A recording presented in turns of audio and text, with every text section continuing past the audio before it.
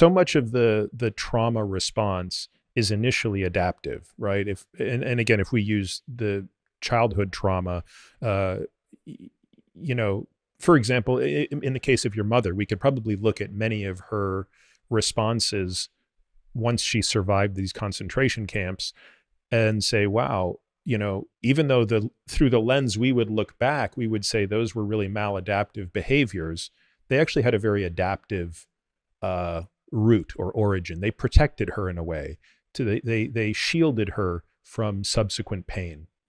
When you, in the examples you just gave of feeling unworthy or unwanted, what's the adaptation there? I don't understand how that is, even at an emotional level. I'm not disagreeing with it. I'm just trying to understand what the adaptation is and why it's so, because usually when something is so prominent, there's a reason for it, right? Or at least that's my teleologic explanation. Of course. And right now, you know, we've just done, I with the same information that we just shared, I could do a narrative analysis, an attachment analysis, a trauma analysis. I mean, this is one lens, one reading of this thing. So I'll give you a personal, there's actually two personal examples that just came to me. One I probably have, I don't even know when, if I've ever talked about it, but I sit with a patient one day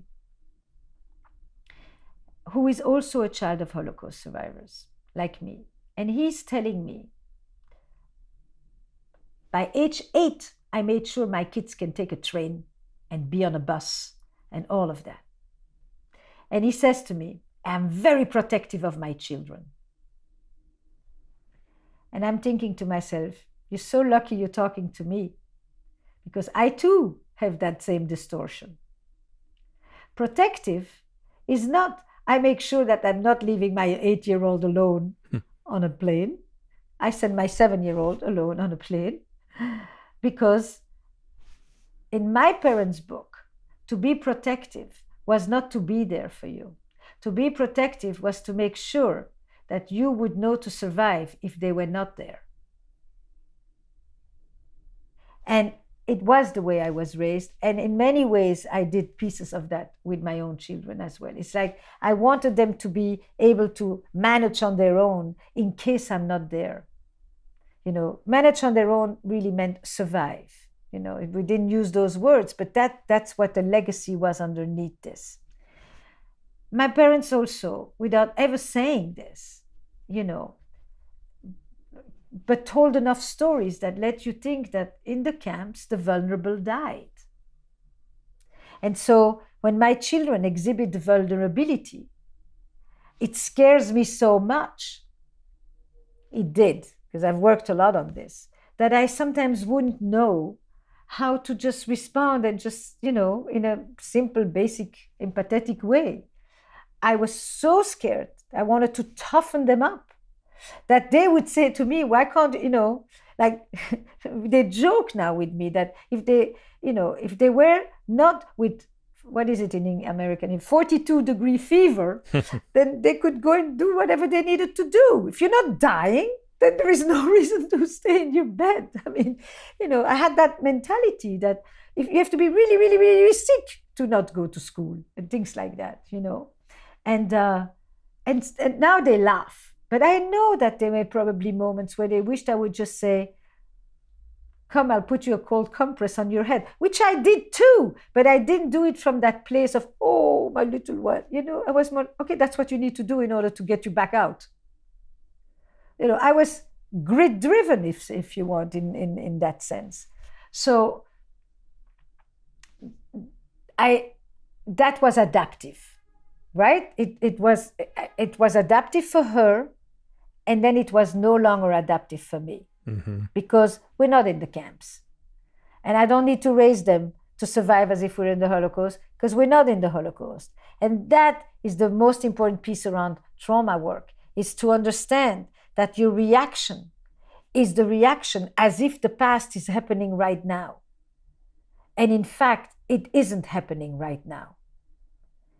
And to be able to then create the ground underneath you, to put a reality, a different way of experiencing yourself, that is not fed by all the horrible things that happened to you then, that is a part of the trauma healing work. And that transition, I think for anyone who's gone through it, it's really quite a process, because it requires pausing.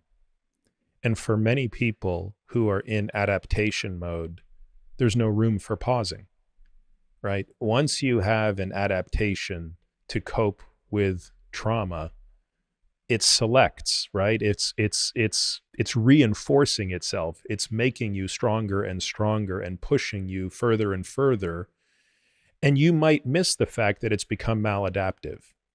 It's the transition from it being adaptive to maladaptive can be so far in the rear view mirror, you've entirely missed it.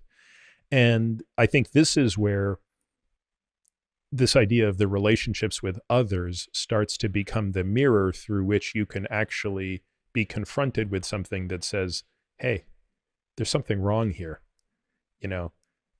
Yes, this worked for you before when you had no other responsibility. This maybe worked for you when you didn't have a family. But now that you have a family, this is no longer adaptive. Yes, I use the word generally. It was useful then. You badly needed it. But it's not serving you now. Your reality has changed, and you're still holding an umbrella even though there is no rain. Another way of saying it is, a lot of people, this is if you go to the survivors, but I think you can translate it, often felt that it was very difficult for them to get close to their children. They had lost children, they had lost parents, they had lost siblings. On what basis will I allow myself to get close to anybody or love somebody again? Now, here they had these kids, but they couldn't get close to them, because if I don't get too close, then I won't be in such pain when I lose you. Now, that never, it didn't keep the dead closer. It didn't create a good relationship with the children, who constantly felt like there is nothing I can do to win your love, because I will never replace your dead ones. And so this idea that when you've had loss and massive disruptions and injured attachments, that you protect yourself by not coming too close to the other people. Now I'm going to go back to your original question. It may even have been adaptive for you, but in your relationship with your child, it's been a major lack. So intrapersonally, I understand it. Interpersonally, it's problematic. It's not adaptive interpersonally. Hence, I need the parent or whoever is on this side to understand the effect of how you protect yourself on your child. And I need you, the child, to understand that what your parent is doing isn't actually because of who you are, but it's because of what happened to them.